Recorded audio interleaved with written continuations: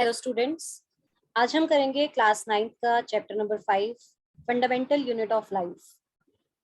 Topic mitochondria, plastid, vacuoles and cell division. ये हमारे chapter की लास्ट वीडियो है। इससे पहले हमने 4 वीडियोस में इस चैप्टर के सारे टॉपिक्स को कवर किया है। आज हम इस चैप्टर की लास्ट वीडियो जो हमारे एनसीईआरटी पेज नंबर 65 और 66 को कवर करेगा उसकी बात करेंगे। इस टॉपिक को अगेन करने से पहले आप अपनी एनसीईआरटी की बुक साथ में खोल लो और अपने हाथ में पेंसिल लेके बैठो। जो भी इंपॉर्टेंट लाइंस मैंने अंडरलाइन की है वो साथ साथ अंडरलाइन करते रहना। So open your book, come to page number 65। सबसे पहले हम बात करते हैं माइटोकॉन्ड्रिया की। Mitochondria is known as power house of the cell. Mitochondria को हम power house of the cell बोलते हैं। सबसे इंपॉर्टेंट क्वेश्चन जो आपका एग्जाम में आता है, why mitochondria is called power house of the cell. Obviously power house का मतलब है जहाँ पे हमारी एनर्जी बनती है। तो सेल के अंदर जो ऑर्गेनील एनर्जी बनाती है वो है हमारी mitochondria. Mitochondria power house of the cell है क्योंकि इसके अंदर हमारी एनर्जी बनती है और हमारी जो एनर्जी है हमारी बॉडी में वो किस फॉर्म में बनती है, उसकी फॉर्म क्या है, वो है एटीपी। इसकी फुल फॉर्म आपको आनी चाहिए, adenosine triphosphate. It is ATP. ATP is energy currency of the cell. It is the energy currency of our body. ठीक है। माइटोकॉन्ड्रिया जो होता है ना, उसकी दो मेम्ब्रेन होती है। एक ये होती है आउटर मेम्ब्रेन, ये जो आपको दिखाई दे रही है, दिस इज आउटर मेम्ब्रेन, जो प्लेन होती है, जो एक शेप देती है माइटोकॉन्ड्रिया को। और जो इनर मेम्ब्रेन होती है ना माइटोकॉन्ड्रिया की, उसमें इन फोल्डिंग्स होती है, मतलब उसमें फोल्ड्स होते हैं। आप यहाँ पे देख सकते हो, इसके अंदर फोल्ड्स हैं इनर मेम्ब्रेन में। ठीक है। आउटर और इनर मेम्ब्रेन के बीच में जो स्पेस है ना, खाली जगह, उसे हम बोलते हैं इंटर मेम्ब्रेन स्पेस। ठीक है।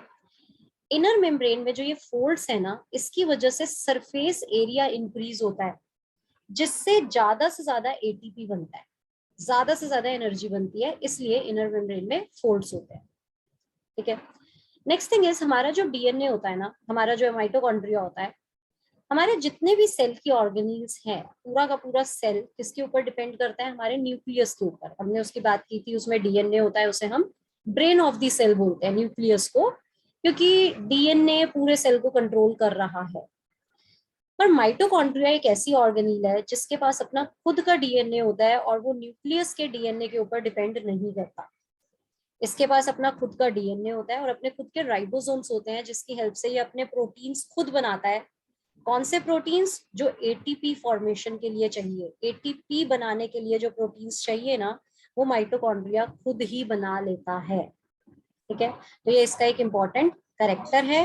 दैट इज वाई माइटोकॉन्ड्रिया को हम ऑटोनॉमस ऑर्गेनील बोलते हैं, जो अपना काम खुद करता है, अपना प्रोटीन्स खुद बनाता है, जिसकी हेल्प से एटीपी सिंथेसाइज होता है।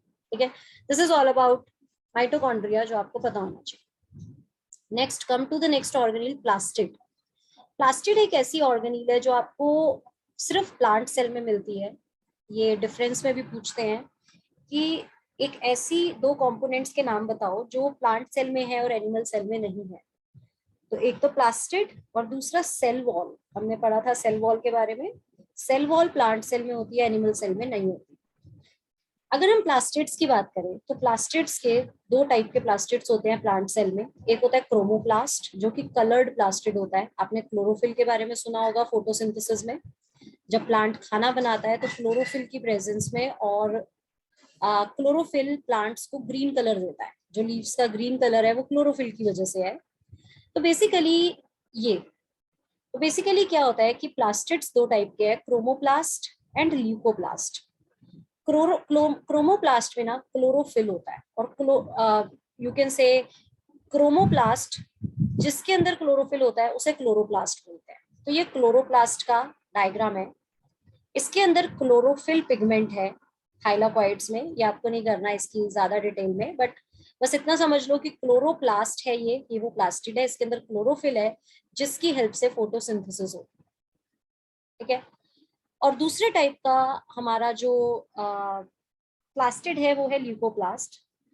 क्लोरोप्लास्ट जो होता है वो ग्रीन, उसमें जो क्लोरोफिल है वो ग्रीन कलर देता है लीव्स को। इसके अलावा क्लोरोप्लास्ट में ना येलो और ऑरेंज कलर के भी पिगमेंट्स होते हैं, जैसे कि जेंथोफिल्स, कैरोटीनॉइड्स, वो आपको अभी नाम नहीं करने।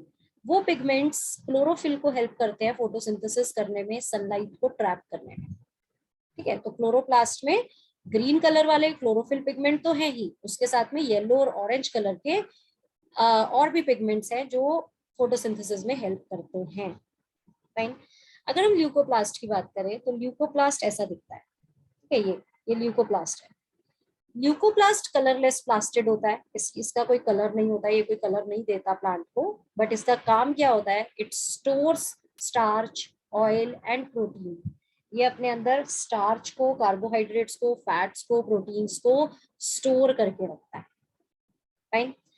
अनदर थिंग इज यहाँ पे न्यूट्रिशन, इसके प्लास्टिड में जो साइटोप्लाज्म होता है, cytoplasm of the plastid is called stroma, उसे हम बोलते हैं स्ट्रोमा।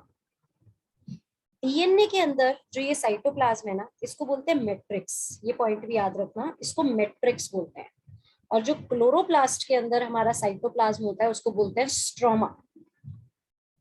ठीक है, और क्लोरोप्लास्ट में भी, प्लास्टिड में भी, वी कैन से प्लास्टिड में भी अपना खुद का डीएनए होता है और अपने खुद के राइबोसोम्स होते हैं, जिससे वो अपने प्रोटीन्स खुद बनाता है और न्यूक्लियस के डीएनए के ऊपर डिपेंड नहीं करता। Right. Then next is vacuoles. Vacuoles जो होते हैं वो एक प्लांट सेल और एनिमल सेल में एक स्टोरेज पार्ट है, हमारे प्लांट और एनिमल सेल का एक स्टोरेज पार्ट है। अगर हम प्लांट सेल में देखें ना तो काफी बड़ा वैक्यूल होता है, 90% पार्ट जो हमारा प्लांट सेल का होता है वो वैक्यूल ने कवर किया होता है। आप प्लांट सेल का फोटो अपनी बुक में देख सकते हो, उसमें देखो 90% पार्ट वैक्यूल ने लिया हुआ है, और बाकी एनिमल सेल में छोटे छोटे छोटे छोटे वैक्यूल्स होते हैं। ठीक है, यहाँ पे वो फोटो इमेज नहीं है, आप अपनी बुक में देख सकते हो।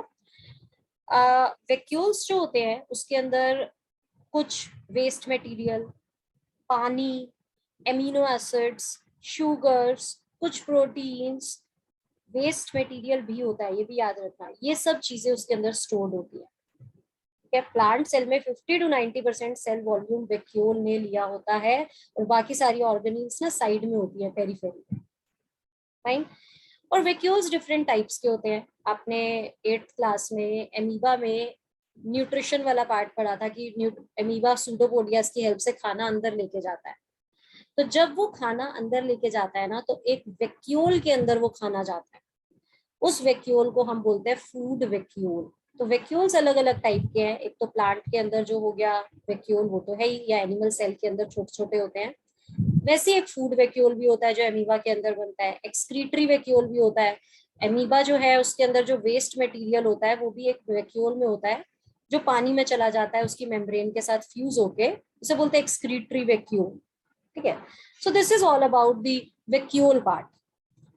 अब हम मेन बात करते हैं सेल डिवीजन की, वेरी इंपॉर्टेंट टॉपिक, क्योंकि आपकी बुक में नया ही ऐड हुआ है पिछले 1-2 सालों में, तो इसको आप अच्छे से करना। Cell division, cell division basically क्या होती है? There are 2 types of cell division. अगर आपसे पूछे कि सेल डिवीजन के टाइप्स लिखो, सेल डिवीजन नाम से पता चल रहा है जब सेल डिवाइड होता है तो उसे बोलते हैं सेल डिवीजन, 1 से 2 सेल्स बने, 2 से 4 बने, तो सेल डिवीजन। ये 2 टाइप का होता है, एक होता है माइटोसिस और एक होता है मियोसिस। माइटोसिस क्या होता है, एक चीज को ध्यान रखना हमेशा, हमारी बॉडी में 2 टाइप के सेल्स होते हैं। एक होते हैं सोमेटिक सेल, बॉडी के जितने भी सेल्स हैं ना, जितने भी, चाहे red blood cells, white blood cells, platelet, muscle के सेल, किडनी के सेल, न्यूरॉन्स, जितने भी सेल्स हैं उन सबको हम कहते हैं सोमेटिक सेल्स। और एक होते हैं गेमीट्स, गेमीट्स होते हैं male gamete and female gamete, sperm and egg cells. ठीक है, इनके अंदर ना नंबर ऑफ क्रोमोसोम्स में डिफरेंस होता है। आपने न्यूक्लियस वाली वीडियो में हमने क्रोमोसोम्स की बात की थी, तो मैंने आपको बताया था कि ह्यूमन बींग्स में 46 क्रोमोसोम्स होते हैं। गेमीट्स जो होते हैं और जो सोमेटिक सेल्स होते हैं, इनके अंदर ना क्रोमोसोम्स का नंबर डिफरेंट होता है। गेमीट्स में ना, हमारे जो गेमीट्स हैं उनके अंदर 46 क्रोमोसोम्स नहीं है, 23 क्रोमोसोम्स है सिर्फ गेमीट्स में, स्पर्म और एग सेल में। बाकी हमारी बॉडी में जितने भी सेल्स हैं सब में 46 नंबर ऑफ क्रोमोसोम्स ही हैं। ठीक है, अब होता क्या है, जैसे मान लो सपोज हमारी स्किन रिन्यू हो रही है, हमारी नई स्किन आ रही है, तो उसके अंदर हमारा एक सेल डिवाइड होके दो सेल्स बनते हैं, राइट। अब जो सेल डिवाइड हुआ उसके अंदर 46 क्रोमोसोम्स थे, जब दो नए सेल बनेंगे तो उनके अंदर तो क्रोमोसोम्स बट जाएंगे, बट ऐसा नहीं होता। ये जो सेल डिवाइड होता है इससे हमारे दो नए सेल्स बनते हैं, उनके अंदर भी 46 और 46 ही क्रोमोसोम्स जाते हैं। और ये कैसे होता है वो आपको डिटेल नहीं पढ़नी, बट एक छोटा सा कॉन्सेप्ट समझ लो कि ये जो क्रोमोसोम्स होते हैं ना, इनकी कॉपी बनती है, इसकी कॉपी बनती है, फिर एक कॉपी इसमें जाती है, एक कॉपी इसमें जाती है, ठीक है। And this process is called equational division. इसे हम बोलते हैं इक्वेशनल डिवीजन माइटोसिस को। क्यों? क्योंकि इसके अंदर हमारे जो सेल्स हैं, जो नंबर ऑफ जो क्रोमोसोम्स हैं वो सेम रह रहे हैं, 46 थे, अगले सेल्स में भी 46 और 46, तो इक्वेशनल डिवीजन। ये एक लंबा प्रोसेस है जो आप 11th में डिटेल में करोगे। सेकंड होता है हमारा रिडक्शनल डिवीजन, मियोसिस। मियोसिस ना दो टाइप के होते हैं, मियोसिस 1 एंड मियोसिस 2। इस प्रोसेस से गेमीट्स बनते हैं जिसमें हमारे नंबर ऑफ क्रोमोसोम्स आधे हो जाते हैं, ये वो प्रोसेस है। इस प्रोसेस से टेस्टिस में और ओवरी में गेमीट्स बनते हैं। मियोसिस के अंदर पहले होता है मियोसिस 1, जिसमें 1 से 2 सेल्स बनते हैं, ठीक है। देन 2 से 4 सेल्स बनते हैं, मियोसिस 2, फिर होती है मियोसिस 2, और फिर ये दो सेल्स, दो सेल्स करके टोटल 4 सेल्स बना देता है। तो 46 क्रोमोसोम्स इसमें थे, ठीक है, उसकी कॉपी बनी और 46 बने, फिर वो 4 में डिवाइड हो गए, तो 23, 23, 23 और 23 हो गए। पूरा प्रोसेस अभी तुम्हें नहीं समझ आएगा, वो 11th का कॉन्सेप्ट है। तुम्हें सिर्फ इतना पता होना चाहिए कि ये इक्वेशनल डिवीजन है और ये रिडक्शनल डिवीजन है, इसमें नंबर ऑफ क्रोमोसोम्स रिड्यूस हो जाते हैं, ठीक है, और इसमें सेम रहते हैं। There are two types of cell division, mitosis and meiosis, right. So this is all about the chapter cell. इसमें कोई भी डाउट है, कोई भी प्रॉब्लम है तो आप कमेंट सेक्शन में लिख सकते हो। इसके बाद हम नेक्स्ट चैप्टर पे आएंगे और फिर हम उसकी बात करेंगे। This is all about chapter cell. See you in next video.